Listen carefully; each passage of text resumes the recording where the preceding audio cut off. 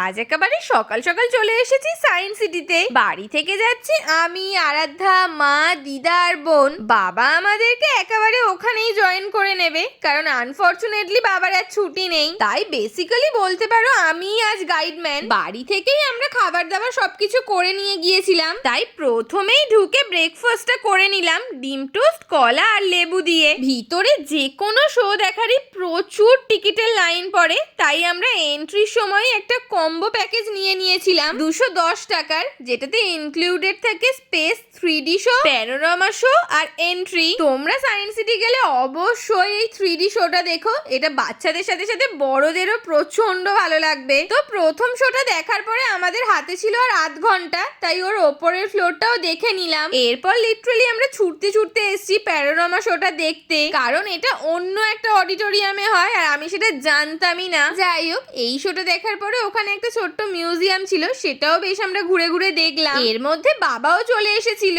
আজ ভিডিওটা অনেকটা লং হয়ে যাচ্ছে, তাই তোমরা ঝটপট লাইক আর সাবস্ক্রাইবটা করে রাখো, কারণ বাকি সবকিছু আছে নেক্সট পার্টে।